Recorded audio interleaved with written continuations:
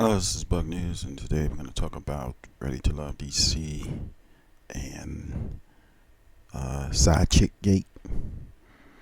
Um, Allegedly, um, Cornelius had some side chick, random side chick. Uh, name who goes by the name Alexis, who was on Little Black Book 91, giving her tales from a side chick lifestyle. And it was some.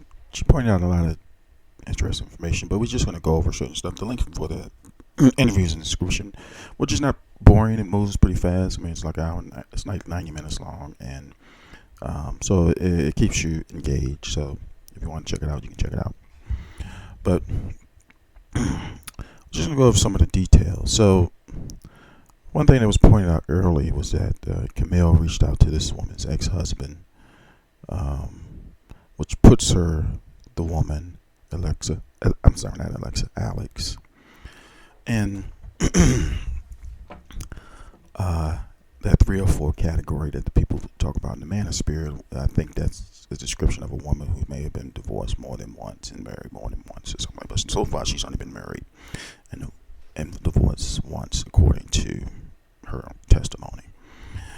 And she said Camille reached out to her and her ex-husband and tried to contact him and said she was going around the internet to various media outlets and, be paraphrasing, defaming Cornelius and Camille's relationship.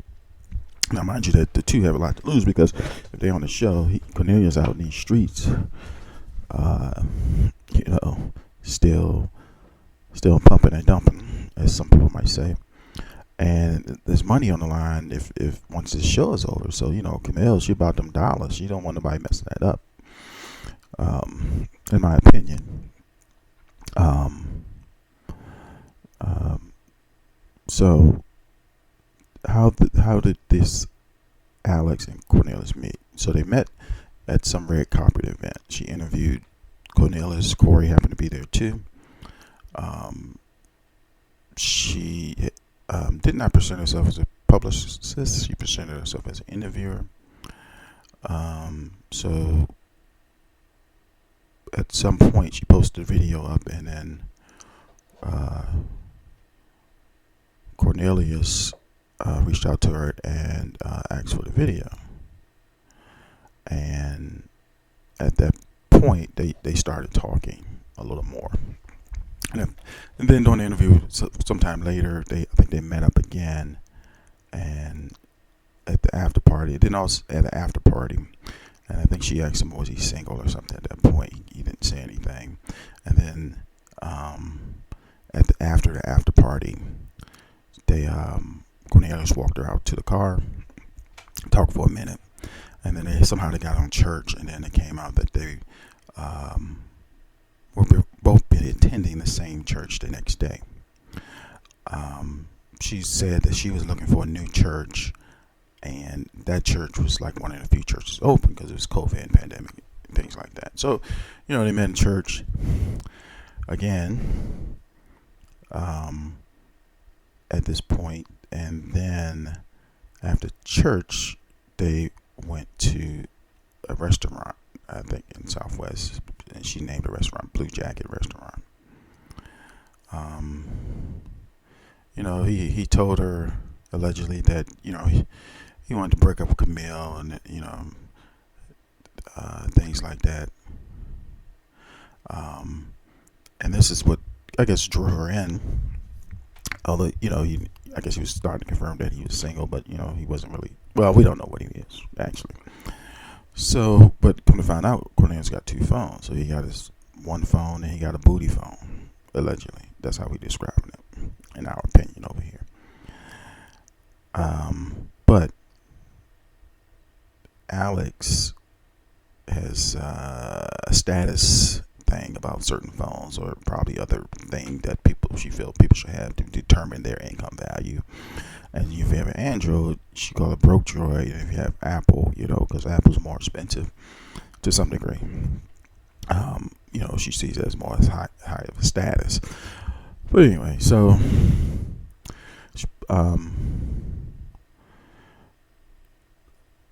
she was saying that Cornelius thought Camille was toxic and immature, and then Cornelius realized at this point, he was giving her personal information about the show, whether through text or verbally, phone calls, and but he wasn't probably really mad at Camille. He realized he sold his soul to own TV, and he had to commit to that agreement. So Alex, pointed out that she probably agreed with him, not on the selling his soul, but just to being on the show, and it was different than what he thought, because she used to be a cheerleader, professional cheerleader, whatever that is, because I thought cheerleaders don't get paid, and she found out that it was different behind the scenes. So now here's when it gets very interesting. Here's the part where you really got to pay attention. So, they're talking. She invited him to the Soul Train Awards in New York. They booked one room. And first thing I was thinking, who paying for the room? She trying to, what they call finesse him, paying for the room. But she said, no, they split the bill for the room. And then, of course, this is the booty move. But remember, she put it out there first. So they split the bill for the room. The room had double beds, not one king size bed. And so that was the setup for the room. And then later on, we found out that they took the bus up, but that's a whole different discussion. Why they didn't take the train, or whatever, or why they didn't take the fly up, But hey, this ain't the Real Housewives show, so these people got jobs, they got bills, so they looking for economic way to travel, and they ain't got that appearance money yet. Let's just say that. But anyway, so she was under pressure. Okay, well he's a celibate guy. I'm sorry. She figured he was a celibate guy, and that's why he wanted the two beds, because he didn't want to have sex. Pause there. Not pause in the pause sense, but just pause there. All right, so got up there. They went to a play, and then they were holding hands as they walked down Times Square. Play the violin, please. And then somehow they got in contact with Corey, who was taking the bus up to New York at night. So the first thing she was thinking, where the hell Corey gonna stay? I'm a freak, but I ain't a freak like that. She didn't say that, but we just had doing some ad libbing. But she had some concerns. So, but she pointed out that Corey was going to stay with his brother in Uptown, I guess Uptown Harlem, or in Harlem, because that's where the Soul Train thing was, and not in there with them. So of course, Cornelius, the church guy, he does let's look at the play here. I'm celibate. We do what works for us. I'm celibate. Bump. Yeah, I'm gonna sleep over my bed. You sleep on your bed. Cornelius goes, takes a shower, and he comes out the shower, asks for a massage. Bump. So she gives him a shower. I'm sorry, she gives him a massage, and she said she wants a massage, right? Bump. You get the story here. So during this time, as women do, well, you been sleeping with somebody else, and how long ago was it? Common question, right? So as Cornelius is trying to do his sales pitch for the dive into the essence of life, he didn't sell it well. He did say he had slept with someone, and he was on the show, so that killed that. The valley dried up real fast, or the essence dried up real fast, and nothing happened. Now, we're not going to say there was some second base, almost home run play going on. We don't know if what type of oral exchanges were done, but hey, what do I know? But during this time, as she was interviewing with Little Black Book, and he implied that, three of y'all was gonna stay in the room? And she said, nah, what type of, that's what she said, what type of person, who guys who think like that, must be, have some freaky nature or whatever. So little black book, he kind of like grinned slightly. He didn't say anything, just to point that out. So eventually, they go down to the play. Down to the Soul Train Wars. They couldn't get in. I think somebody must have failed the COVID test. I don't know what happened. Because you have to take a COVID test to go in. You just can't have that vaccination card with you. And so they go back to the hotel room. Now here's where it gets like, what? Now after I tell you this story, I want you to go ask a female the way I'm telling you the story and what their opinion of the situation. Don't ask a guy, because we know what the guy gonna say. So they get back to the hotel. Cornelius going to take a shower. Well, Corey sleeps on he takes a nap on the sofa. But I think before that, Cornelius said he's going to take a shower. So Corey and Alex outside, and Corey goes into the bathroom while Cornelius is taking a shower, and they talk for 15 minutes. It only takes 15 minutes or less or more to pop. I'm not saying a pop happened, but it just seems odd. Now, if you want to hear it from her mouth, you can go to Little Black Book 91's video and hear it from yourself. And that's, if you think of what I'm thinking, like, who does that? But anyway, so then Corey comes out. I think he takes a nap or he leaves or whatever. But at some point during that time, he did take a nap in the room. So that's might have been when it came out that Corey slept in the room too. All right. So they get back, and then I think the next contact they had, she was invited to. Oh, not she.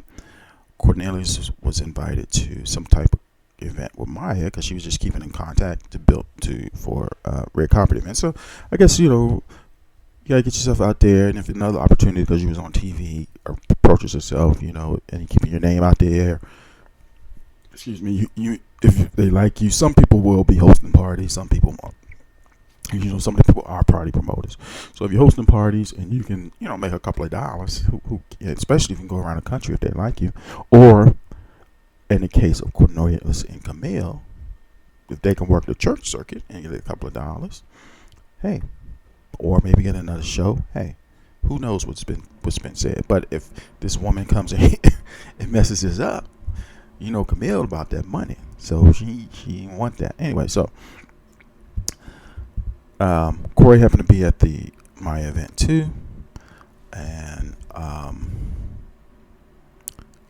she asked where was Camille. He said, I dropped Camille off down the street at another club. Bump. See, let's look at all the bumps here. Like, if a player's a player, he's a player, right? So anyway, so they eventually break up because she said, "Oh, you over there with them?" They was over at, I don't know, somebody's house, and a couple of cast members was there, and she said, "Okay, fine. When you leave there, it's Thanksgiving. Come over here." What did that mean? You come over here after Thanksgiving. I want to see you. I haven't seen you, such and such. He basically had a card into Essence Valley, if you know what I mean. And nope. He said, "Nah, you gotta respect my boundaries, blah blah blah, this relationship." So she said she dumped him at that point. And that's where we are now. Confessions of a Church Girl Side Chick. Live on YouTube. Go check it out. I suggest you do. But anyway, this is very interesting, especially the part about the bathroom. What do you think? Please comment. Please like, share, and subscribe. This is Bug News. This is just a little tidbit. Thank you very much.